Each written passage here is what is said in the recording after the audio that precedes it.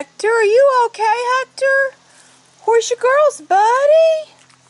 Come on, baby. Everybody's asking me about Hector. Hector's leg is still unstable. When he limps really bad on a certain day, I'll take him and I'll put him in, make sure he doesn't get to free range. But I can't stop him from being a rooster. I can't put him in a cage. Unless he actually does something like break a leg.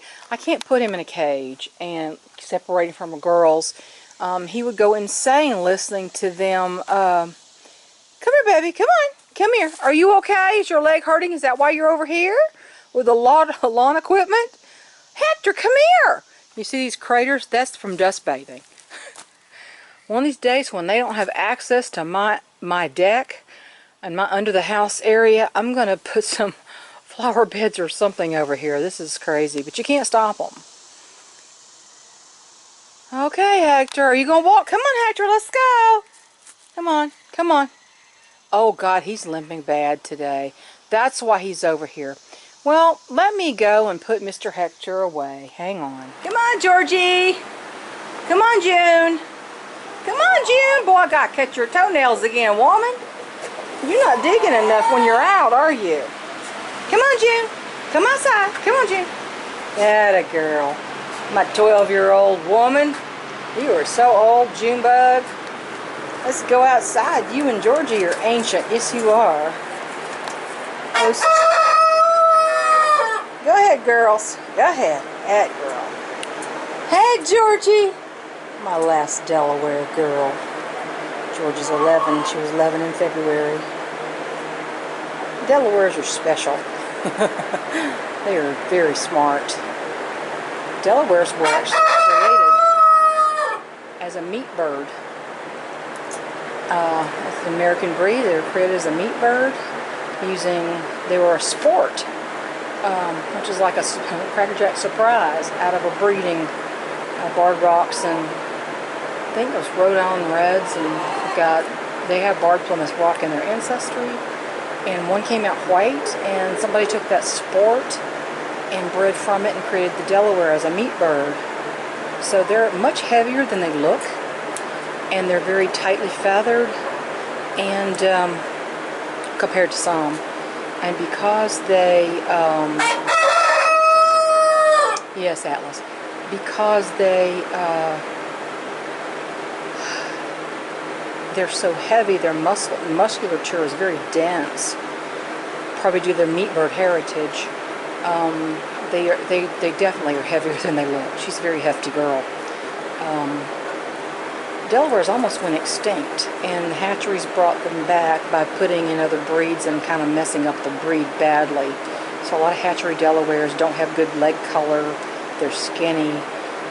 Georgie came from a heritage line of Delawares from a breeder who was trying to recreate them and bring them back and improve them. So her hackle feathers are not as good. Her hackle coloring is not that good, but she's 11 years old. She's gone through a lot of molds, and her coloring has changed. But she actually had a stroke. If you remember, if you've been with my channel long, she actually had a stroke of some sort, and I thought she was going to die, and she actually recovered. Didn't you, Georgie? She's too tough to pass on until she's ready. She's actually quite spry. Aren't you, Georgie girl? Her name is Georgie because her sire's name was George. But anyway, that's the story of the Delawares. It's very difficult breeding Delawares because the males and the females have slightly different coloring. The males have barred tails and the females do not. They have what they call tail black, which are black feathers rimmed in white. And you actually have to really breed them properly, you have to have a female line and a male line. And I just didn't want to go to that trouble. So, anyway, that's my Georgie.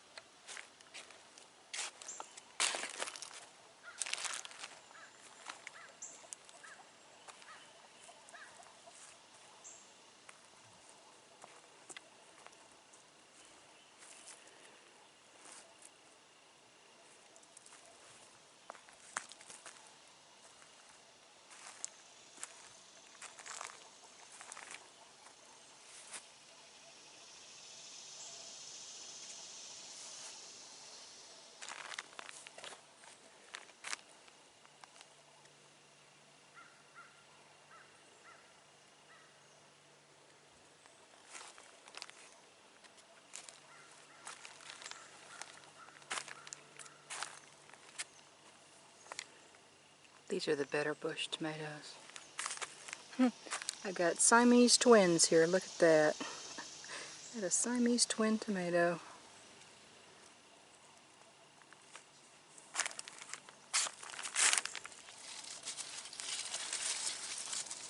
Surprised at the marglobes. They're huge, huge.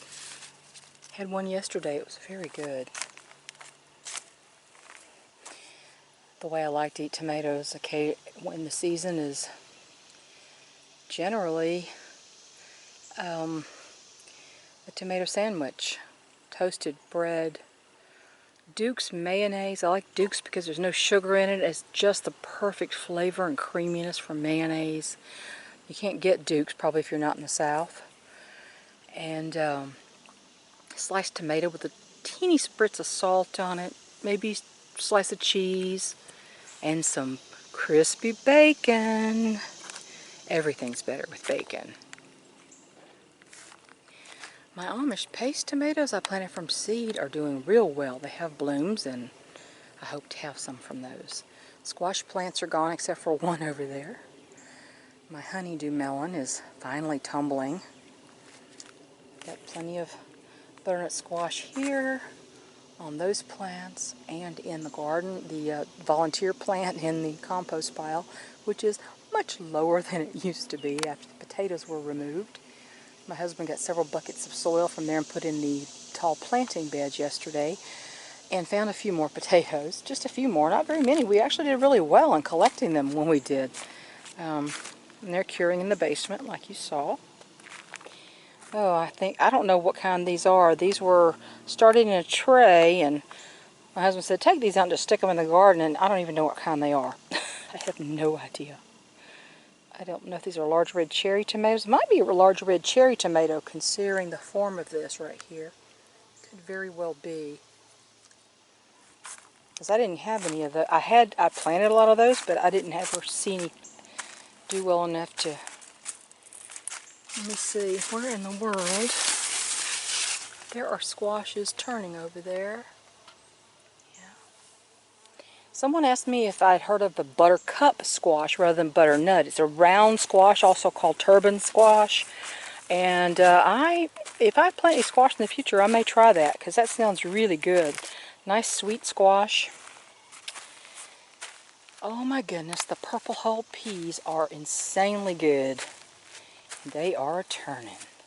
I've got some in a bag in there. When I get enough, we'll start canning them. You see, they do turn, the hulls do turn purple, and that's all purple. That is ready to pick. The doe will leave them alone. Anything that gets outside the fence, do you see where she snaps it off? He gets outside. I put the black plastic, but I think she's decided she don't care about the black plastic anymore. She's just going to step over there and get her some beans. She loves the blooms, but as you can see, there's plenty in here. And she can't reach all up there, so yeah, we'll have plenty of peas, purple hulls and crowders. Oh well, look at there. On the last plant, we have a squash. We have one squash ready to go here. Here we go. I'll just twist it until it comes off. There we go. I think I'm about ready to pull this plant now. All these squash plants went into the tall raised beds as organic material. And yeah, Amish paste, look, the stems turned out really strong. Yeah, I'm pleased. I can't believe it. That right there is a cantaloupe plant. That has been in the ground forever. I don't know why it's not growing. I mean, some things are just a mystery in the garden. They just really are. The black plastic has been an excellent asset, or we would have been out here. This would have been full of grass if I had not put that out here. Oh my goodness. And these are more sweet potato slips that are growing. All of those, I can't wait to see how many sweet potatoes are under the ground. But see, they're in the ground, so we could have a very nasty surprise and find out that little voles have eaten all of them. However, since we put the black plastic and the sun has beat down on that, you know how hot it gets under this black plastic. That has made the temperature of the ground extremely hot, and I have not seen a lot of what I call critter tunnels. where the meadow mice, raise the ground up and they make the little tunnels where you can see the little hills and the little tunnels. I have not seen a lot of those in here. In fact, I've only seen a couple since this garden started and we put the black plastic down. I think it's too hot under there for them. I think it's like going into an oven. And I don't think they like it that hot under there. So that black plastic is doing a twofold thing. It's keeping down the weeds and the grass. And you see the little things right there where that's growing back where there's no black plastic. But there's some sweet potatoes in there still that he's trying to get some more slips off of. He's just going to keep going with the potatoes. I mean, as long as you can go, just keep going, right? Oh, I see that this one right here is going to need a little bit of help. It's trying to... What you do is take a string and tie it to this mason's line up here. It's not tall enough to get over the top of it yet. Right now it's leaning on the fence and it's okay. This is a Margalobe too, and these are not getting as big as those down there. But yeah, I think we're going to do all right on tomatoes this year. And the Crowder peas at the top of the hill, even though this ground is harder and has a lot more clay in it. The Crowder peas up here. Oh, I hear a truck on the power line easement. Somebody's been doing work around here for a week and making all kinds of noise. And there's trucks been going on the power line easement road for some reason constantly. Anyway. Ooh, look, a squirrel. That's one thing I just keep doing. I'm very distracted lately, and I wanted to apologize for, I seem to jump subjects a lot. I think it's just because of the state of our world right now. My brain is just all over the place, and I don't really get good quality sleep a lot of the time. The valerian root has helped tremendously. But there are some nights that actually I still find that I need more than just the valerian root. Because, lack of rest is a killer. Us old folks, we gotta have our rest, people. But look at there. Now, which is interesting about these Romas, that I grew these from seed. These Romas on this end of the thing are getting blossom end rot. Do you see this? A lot of blossom end rot on these. See if I can find that where our hand is here. There we are. Blossom end rot. The ones on the other end are not, on the other side of the fence. The soil down in this direction, down this end, is not as good as the soil that's from this end over. And also from, say, here down, the soil is so much better than it is up here along the fence.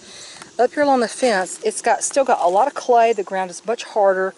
It needs more amending along this fence and along the far fence over there where I put those Chinese long beans. I think I'd have a lot of long beans if I had...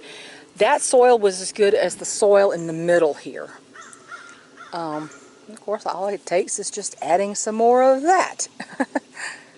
Or just over time, taking it right from the barn and just dumping it over the fence right here and then tilling it under. But you see what happens where there's no plastic. You see what happens, and it'll get really tall grass, and you have to be looking for your vegetables in the grass. But yeah, these are getting runners. I had to put this plastic fencing on the outside because the first runner that went outside, the doe snapped it off. So I had to put that there to kind of let this stuff at least be able to start climbing and get up there. And once it's climbing and wrapped around the fences, she doesn't get a hold of it. But when the tips stick out, that's when she pops that off. They're very tender. The shoots are very tender. Very soft and tender.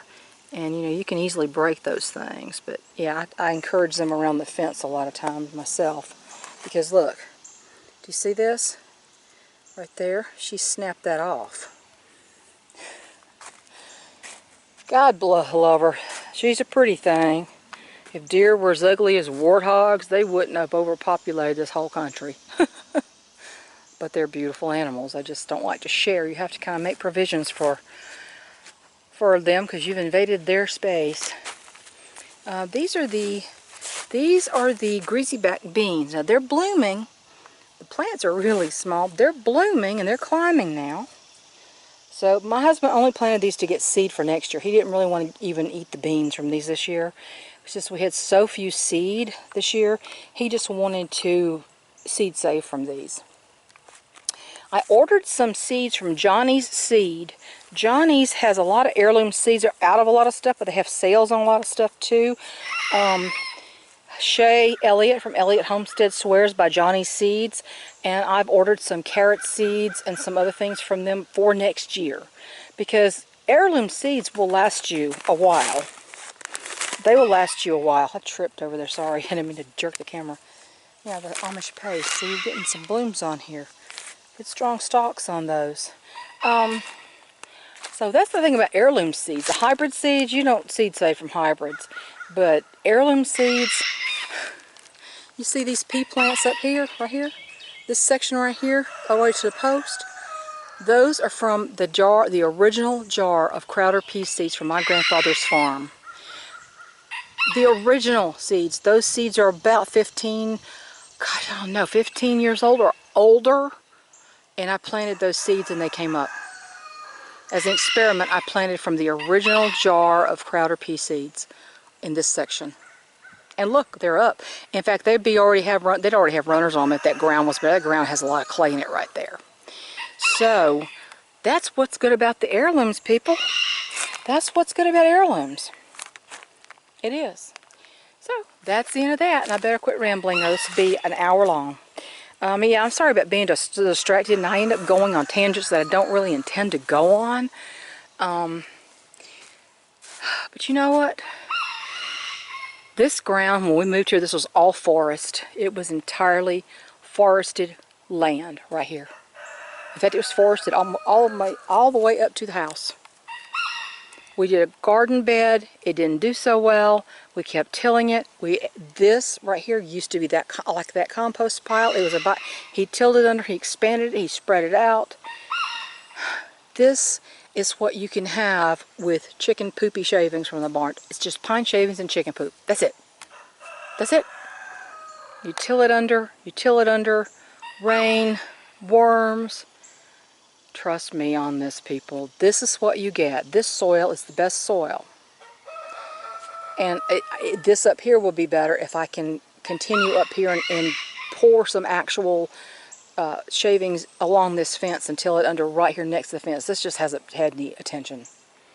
Nor has this right here along this edge right here. It's harder to get the tiller next to the edge.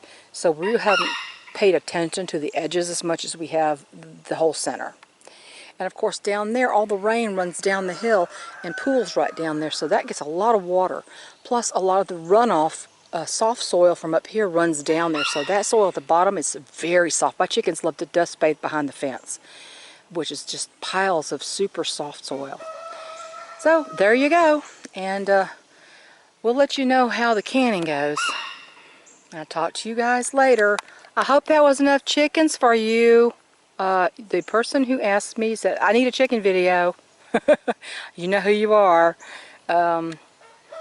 There's a little bit of chickens for you. I have another one in mind to make that's of a certain subject, but intense heat, I have problems in intense heat with migraines, and I try not to let that get that far, and also pulled a muscle in my back. The whole back strap there along the left rib cage in the back is very sore. I had a hard time sleeping last night, so I'm having a hard time getting what I need to get done, and I'm losing sleep. So, but I do have a chicken video in mind to do regarding the Brahmas, and we'll get to that as soon as we can. But for now, there's a little bit of chicken action, okay? Bye, everybody.